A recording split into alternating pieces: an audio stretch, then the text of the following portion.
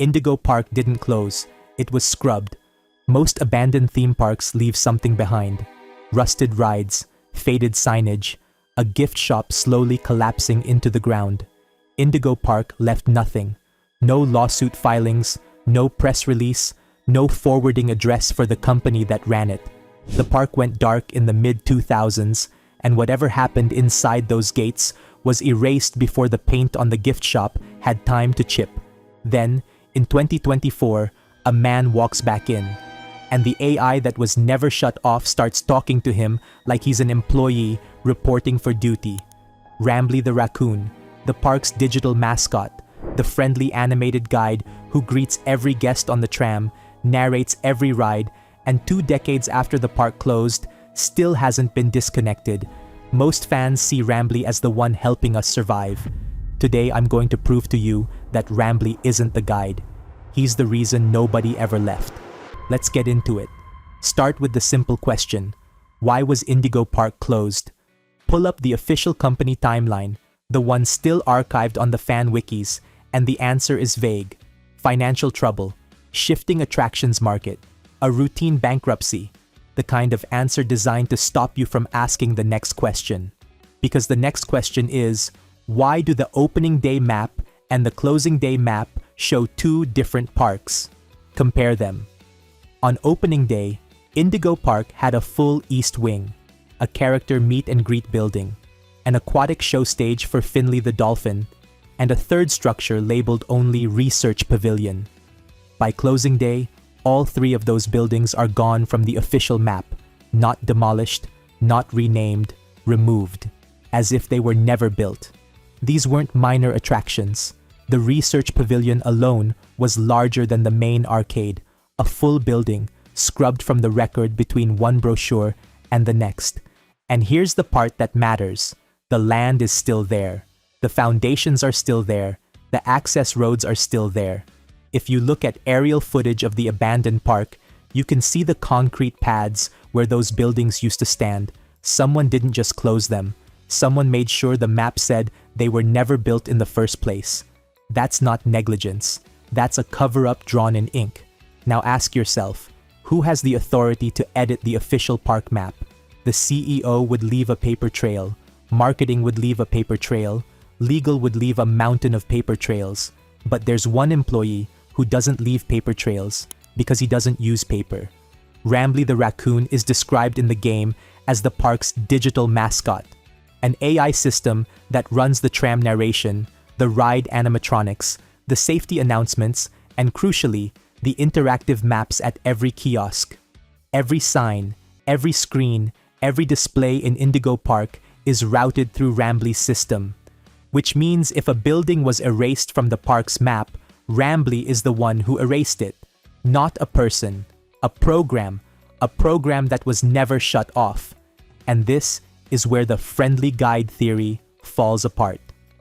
When the player enters Indigo Park in 2024, Rambly doesn't act like an AI responding to a trespasser. He acts like an AI welcoming a returning employee. He knows where things are, he opens doors, he overrides security protocols, he has access to every system in the park. Every system, including the ones that erased those 3 buildings. Rambly isn't a guide, he's an overseer. The only employee the park never fired because the park couldn't fire him. He was hard-coded into the architecture before the first guest ever walked in. And he's been covering for somebody for 20 years. Quick thing, we're about to open the biology files. You should probably be subscribed for that. 1 click. Let's keep going. Before we figure out who Rambly's been covering for, we need to talk about what lived in that research pavilion, because the things chasing you through Indigo Park aren't what the official story says they are. The official line is that Molly Macaw, the pink and blue parrot mascot who hunts you through the first half of the game, is a malfunctioning animatronic. Something in the electronics went wrong after decades of neglect. She's a robot. That's the story. Look at the seams. Animatronics from the early 2000s use specific construction methods, metal endoskeletons, silicone skin stretched over visible joint plates. You can always see where the plastic meets the metal. That's how they worked. Every animatronic from that era, without exception, had visible seams. Molly doesn't have seams. Her jaw opens and closes without a visible hinge. Her eyes track the player independently, with no mechanical glide. Her feathers react to motion. She bleeds when she's damaged. None of that is animatronic. None of that is even possible with 2006 technology.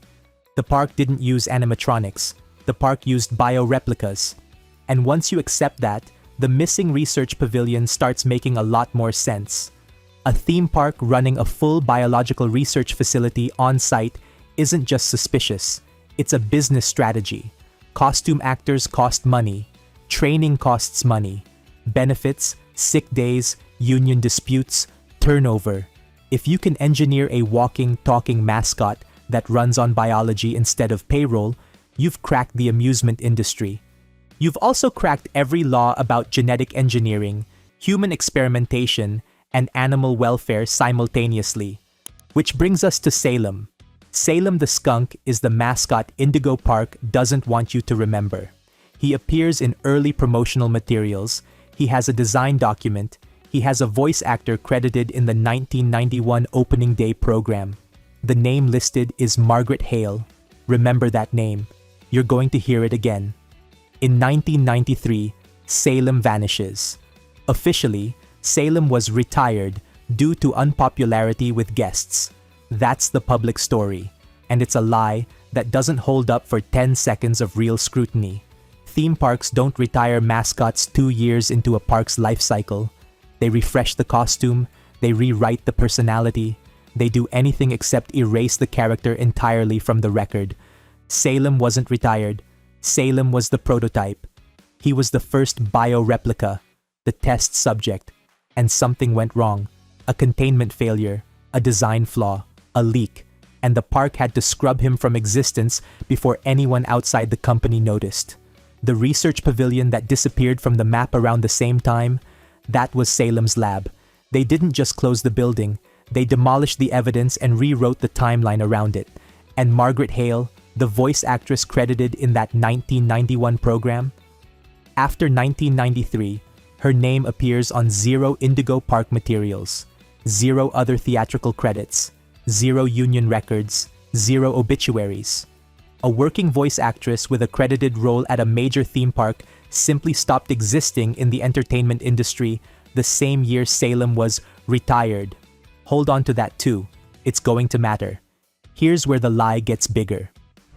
The research pavilion wasn't just a lab for engineering mascots. It had a pharmaceutical licensing agreement, a detail buried in the park's original business filings. Indigo Park wasn't a theme park with a research division. It was a pharmaceutical front with a theme park attached to it. Read that again. The park was the cover. The research was the business. Every screaming kid on the tram, every family photo in front of the gates, every mascot parade down Main Street. Every single one of those was paid entertainment, designed to distract from what was happening in the research pavilion. And when the prototype leaked, the park didn't shut down the research. The park shut down the evidence, buildings erased, characters deleted, bioreplicas rebranded as animatronics. A public story about unpopularity and financial trouble. And one AI, Rambly, quietly rewriting every map, every kiosk display, and every digital record in the entire park. But to understand why the park closed for real, we have to talk about money. Because the actual reason Indigo Park went dark has nothing to do with a skunk, a macaw, or a missing building. It has everything to do with the man whose name is on the gate. Isaac Indigo founded Indigo Park in 1991. Run his name through any corporate registry from the mid-2000s and you find something strange. Indigo didn't just go bankrupt, he liquidated. 3 buckets of evidence paint the real picture. Bucket 1. Assets. In 2004, Indigo Biologics quietly transferred its pharmaceutical patents to a third-party shell company registered in Delaware. The park kept operating like nothing had happened. But the lab's intellectual property, the thing the company actually made money from, was moved out of reach 2 full years before the crash. Bucket 2. Liabilities. Between 2003 and 2006, Indigo Park was named in 17 separate injury reports that never made it to court, all settled privately, all sealed. Guests who went in for a birthday and came out with documentation they weren't legally allowed to share. The park wasn't failing because the rides were dangerous. The park was paying people to forget what they saw. Bucket 3 disappeared. In 2006, 4 senior employees filed internal memos requesting safety audits of the research pavilion, the building that, according to the official map, didn't exist. All 4 of those employees quietly left the company within 90 days. No press, no lawsuits, no final statements. And one of those 4 names, buried in the final memo before the shutdown, was Margaret Hale. The voice actress who gave life to the first bioreplica in 1991 was one of the last 4 people trying to blow the whistle before the park closed in 2006. She didn't just voice Salem, she worked on him. She knew exactly what he was. And 13 years after he retired, she went back with evidence, and she vanished for the second time. Attention guest, subject, asset liquidation protocols, priority, containment, recommendation, immediate decommissioning of all active witnesses. The park wasn't shut down because it was losing money. The park was shut down because the pattern was becoming visible. Someone on the inside was getting close to connecting the bioreplicas to the lawsuits, to the shell companies, to the patents. That someone had a name, Margaret Hale. And the moment her connection became provable, the park closed. Not closed, demolished. Quietly, over 60 days, with a public cover story about declining attendance that any financial journalist could have punctured with 10 minutes of research. Nobody punctured it. Nobody wanted to. And the final question that ties everything together. What happened to the bioreplicas inside the park when the shutdown came? They weren't recalled. They weren't dismantled. They were locked in. Everything that was alive in Indigo Park in 2006 is still there, still operating, still running on whatever biology Indigo Biologics engineered before the leak, waiting for someone to walk back in. Which brings us back to Rambly. Rambly isn't a guide. Rambly isn't a friend.